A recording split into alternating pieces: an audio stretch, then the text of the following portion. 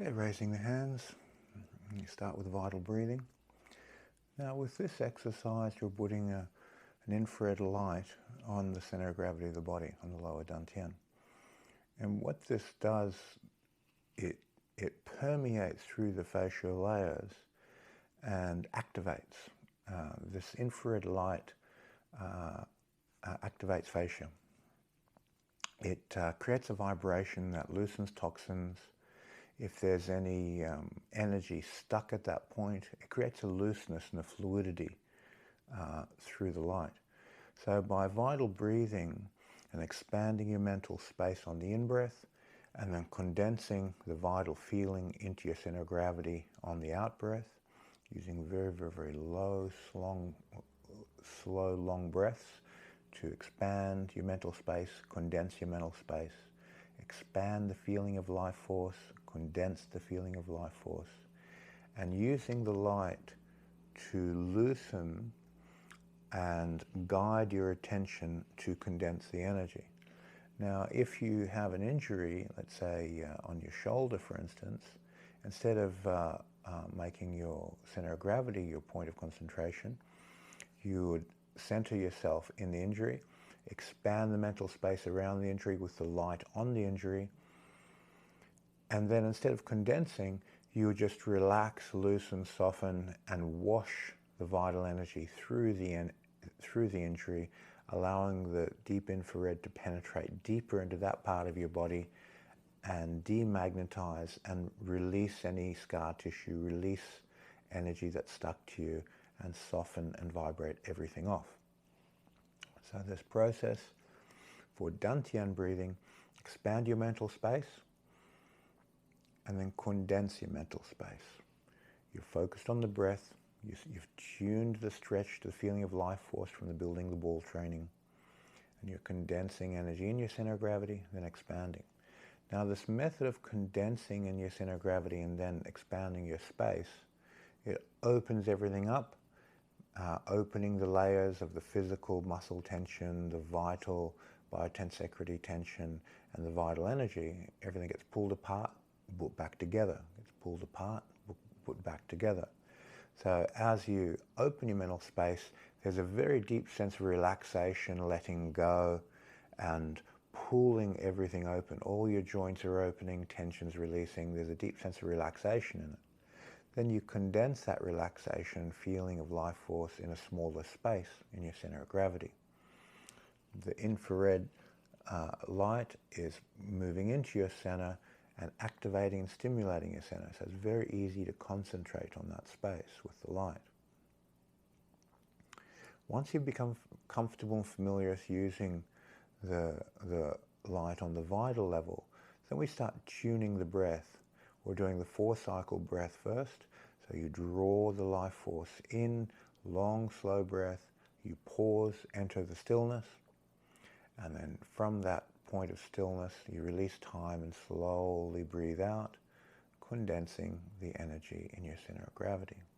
Then you breathe in, you release the mind into the slowness of the astral field, expand your mind outwards, enter the astral field, pause, indulge in that sensation, and then as you breathe out, you condense the energy and gather it from the astral field in your center of gravity.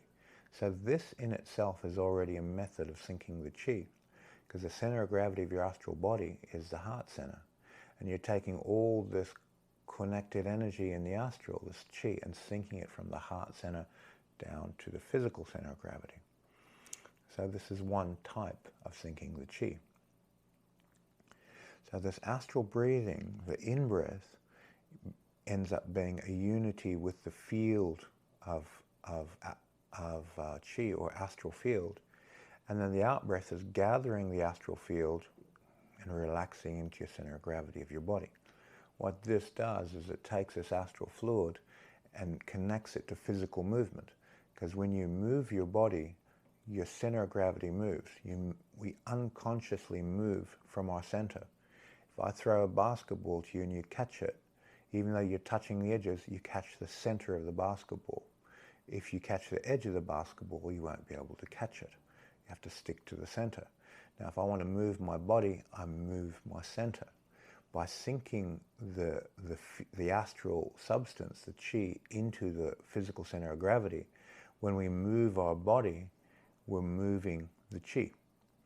The chi is condensed in the physical center of gravity. The center of gravity moves, the chi moves. So there's this natural unity that takes place. So if you do these types of exercises before punching a bag, you'll find that you'll get a natural connection to your center of gravity. When you punch the bag, you'll be punching by moving your center. And because you're using these vital astral feeling qualities, your body will be loose and elastic. So it'll be more like you're throwing your mass through the elasticity into the punch. And it moves through the elastic connectivity of the biotensecurity of your body. This all happens naturally by doing loosening exercises, by putting chi in your center of gravity, and just moving that center of gravity through different techniques, whether you're punching or kicking or doing a Tai Chi form. It's an expansion and contraction of this particular feeling. By moving the center, moving the feeling, you are moving the chi. Using an infrared light like this really amplifies your ability to do this because it holds your attention on your center of gravity. So your mind is in the feeling of the astral and connecting it to the feeling of your center of gravity, which has the light on it. And that light is loosening your center of gravity. It is permeating and breaking down scar tissue. It's loosening stagnant energy, and it's making your center of gravity fluid. After 15 minutes of using infrared light on your center of gravity, you stand up and move, your core will be looser. And because your core is looser, your mass will move more easily out to the extremities in waves through the elasticity of your body. So this is a very, very functional, simple tool for training. If you do buy one of these lights, there's a whole range of them on the market. I would do your research and choose one that's best for you. There's infrared lights that are cold, and there's infrared lights that are hot. We want a hot one. We don't want the cold. The hot gives you very distinct sensations. The cold ones do serve a different purpose, and they may be very, very beneficial, and they may run at frequencies that break down scar tissue and tension very well. You can investigate this, but for this exercise, we want heat. And as you can see in this case, Nathan's taking his shirt off so that that infrared goes straight onto the skin and penetrates straight into his core and gets a nice deep heat inside his body. That gives him a strong contraction of his mental space and a place to put the chi. He puts it directly into the heat, so the infrared light is amplified in its effect. And then as he's breathing in, he's loosening that area. And there can be small micro movements in the core to move the fibers and really get the muscles to loosen and let go before you condense again on the out breath, before you put the energy into the heat. So you're essentially charging that infrared light with chi, because that's what you're paying attention to. It is heating up your core with infrared and vital and astral energy. Now, if you do this particular exercise before you do the 5 loosening, you'll find that your core will be really, really soft. And then when you do the loosening exercises, you can wave your mass up and down through the loosening. So when you raise the arms and expand all the joints and let your body rise slightly, your mass will wave to the extremities. Everything will open outwards. And then when you sink down through your legs, or one leg, depending which loosening exercise you're doing, the speed of the drop of your mass will be faster because of this looseness in the core. You're not holding your center of mass tightly to your core, you're letting it move up and down. And what this does, allows the loosening exercises to loosen. It allows them to fulfill their function on a much higher level of efficiency. Okay, so after you've been doing the astral breathing for a few minutes, then from there we move into the next transformation. You become very, very, very sensitive to the parameters or the space that that astral feeling is contained in. Your astral body has boundaries. It's like a soap bubble. feel the edges of those boundaries. Recognize, okay, this astral chi has limited space, even though the astral field goes around the whole planet and radiates out just beyond the planet to where gravity loosens and softens off. It still is, in your body, it's a bubble. You have a certain parameter that, or edge of your astral body. And when you can build astral energy, it strengthens that soap bubble. It strengthens and moves from an oval shape to a spherical shape. But it's got definable edges. So now what we want to do is feather off those edges. Now we recognize that mind, you can move your mind from where you are to the moon and then bring your attention of your mind back to your body. Your mind can move anywhere it wants, and it doesn't have to travel through linear space to do that. If we use that model and jump into our mental body, we lose the energy of the astral. We don't transform anything. So most people will just jump into the universe's mind and just let their mind expand through mental space. And that is very easy. But what we want to do is feather off the edges of this astral fluid and just soften and expand it, and recognize that this astral energy contains mind force. It's energy empowering mind. If you jump straight into mental space, you lose the mental power. So the feeling of power that's contained in vital energy, the feeling of power that's contained in astral energy, we want to extract the mental component of that out and raise it from the astral into the mental. So what we're going to do is just feather off the edges of our perceived astral body and let our mind just expand a little bit more with each breath. And then as you breathe out, feel the center of gravity of the astral fluid, which is sunk into your physical, but your mental space is larger. Now feather off the edges of that astral bubble, make it bigger, and then contain it in your physical center of gravity. And then feather off the edges, letting your mind expand a bit further, and then contain it in your physical center of gravity. Now, this opposite of feathering off the edges of space and letting your mind become bigger and contain more of the astral world and feel the power of chi and how it fuels and makes the mind powerful, our mental space is getting bigger and bigger. But we're still in the astral, we're just utilizing more astral space. And as you contract and go more into the time and space of your physical center of gravity of your body, you're bringing power from the astral field into your physical body. Now, as you do this, you get a recognition or a sense of what aspect of vital and astral enlivens the mind, makes the mind powerful and gives you mind force. How your mind influences your environment, influences people, versus how your astral ego influences your environment, influences people, and how your physical presence influences your environment and influences people. These are three very unique levels of influence.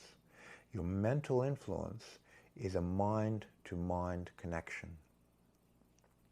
And to get to this mind-to-mind connection, we need to recognize how the vital and astral energies that you're working with are composed of mind substance. And they're composed of form substance. And we want to relax that form up into mind. Now, this is a very particular type of relaxation that reflects in a type of mental power, a type of stimuli of the Shen, that the eyes generate a slight eyes of a hawk, and you feel a little bit empowered with each breath. Not too much, because if you make too much empowerment happen, the reptilian brain switches on and slightly corrupts the transformation. So we want to work from this vital astral fluid quality and just turn your palms up at this point and then just relax that energy up into the mind, into the spirit. And just expand your spirit, expand a gentle increase in willpower, gentle increase in presence. as you breathe out. Then breathe the astral fluids in, draw them from the astral space into your physical center of gravity. Condense them there, turn your palms up, and then relax this power into your mental space. Let the spirit become empowered. And you'll feel a gradual increase of willpower, a gradual increase of mental capacity, a gradual increase of your mind becoming stronger and stronger and stronger and more willful.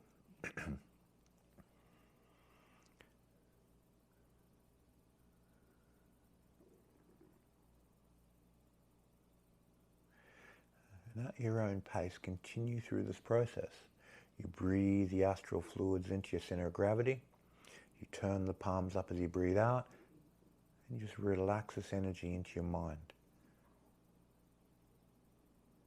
Now, as you relax it into the mind, the chemistry in your brain, because the upper dantian centers itself in the pineal gland, will start to produce interesting chemical reactions. You might start to see light, rainbows, refraction of light, and all different types of effect in your brain. Your brain will start to produce a type of animal magnetism, type of primal instinct, but keep it gentle so that you can keep increasing the energy into the spirit without anchoring yourself too deeply in the reptilian brain. If the reptilian brain activates, you'll notice your mental space becomes quite small.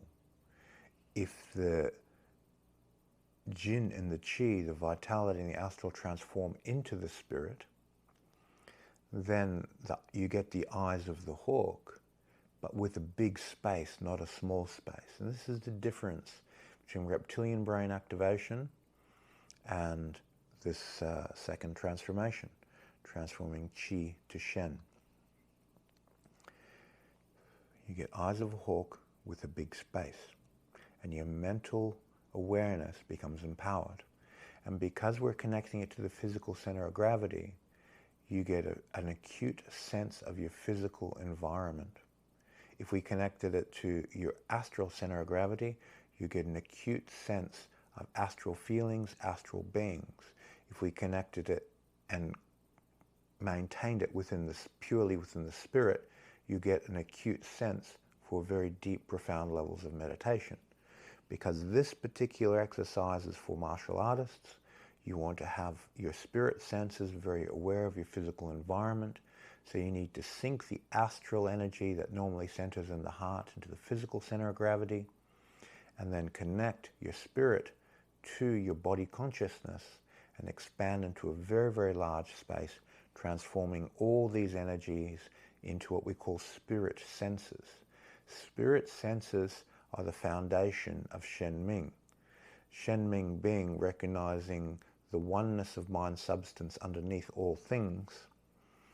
This activation of spirit senses works the awareness of the spirit up the vibrational scale for these conditions to arise. So, astrally breathe, drop that astral energy into your physical center of gravity, turn the palms up, relax and release that energy into your mind substance. You're connecting your pineal gland into your physical center of gravity. Your body consciousness is becoming increased in sensitivity, and you're relaxing out into a very large mental space. Now, after you've done this exercise for a quarter of an hour, I want you to touch the ground. So if you're out in the forest, you'd put your hand on the ground and then breathe the astral substance of the earth, and then connect your spirit and feel the vibration of the earth. You'll feel the roots of the trees around you. You'll feel movement of cars in the distance. Anything that's vibrating and moving, you'll have an amplified sense of that when you touch the ground. Your spirit senses will get stimuli. They'll see pictures. They'll hear things. They'll feel things. They'll have smells and tastes coming from the mind substance underlying the vibrations that you're touching. So if the person walks into the forest several hundred meters away and you're touching the ground and you feel the vibration of them coming in, that vibration carries consciousness. It carries information about them, and depending on your personality type, that information may be visual, that information may be sound, it may be feeling, it may be taste, it may be scent, or it may be inner knowing. You simply have a knowing of what has entered the forest, who has entered the forest, and so forth. So your ability to connect to your environment through recognizing information within mind substance begins to become very active. If you want to have astral information, you would do this exercise centering the energy in the middle dantian. If you want to have spiritual information, understand dharmas, universal laws, spiritual teaching systems, you bring the energy up to the mental body.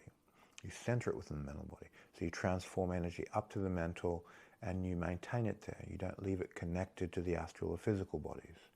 And if you want universal dharmas, you relax through the akasha, open the crown, you transform the energy up into light, and you'll begin to perceive things from a universal perspective, a universal view of how things are, how they manifest, and how universal dharmas, universal teachings manifest themselves through the mental, astral, and physical planes, through the three dantians, through the human consciousness.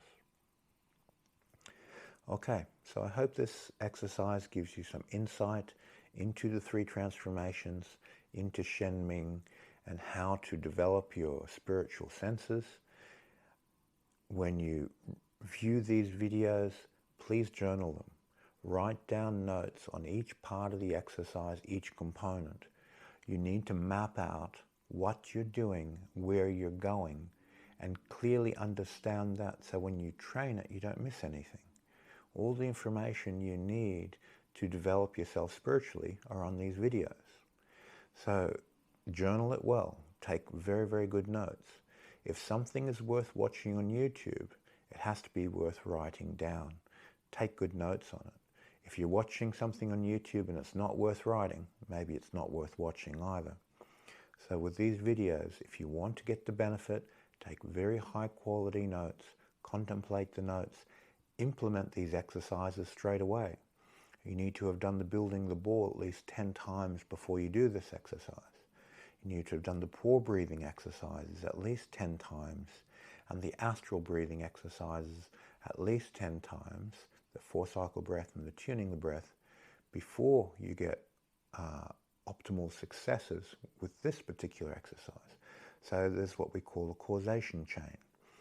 One skill set develops a platform for the next skill set, which develops a platform for the next skill set, and so forth. And then all the complementary exercises polish your skill sets and make you more holistic in your ability to perform and get success within Qigong, to feel the Qi, work with the Qi, because Qigong means energy work. If you can't feel energy, you're not working with energy, and thereby not doing Qigong. So take really good notes, contemplate your notes, practice step by step, moving up the vibrational scale and developing your skill. Ensure that you have optimal mental space when you practice. If your mental space is contained inside your body, your spirit senses can't wake up. You need to focus the breath, the stretch, the will outside the body so that your spirit can be aware. If you're containing all your practices inside your body, your physiology will own your attention and you will not be training internally. You need to maintain awareness outside the body and what that field that passes through the body, then you can train internally. Okay, thank you for your time and look forward to seeing you on the next video.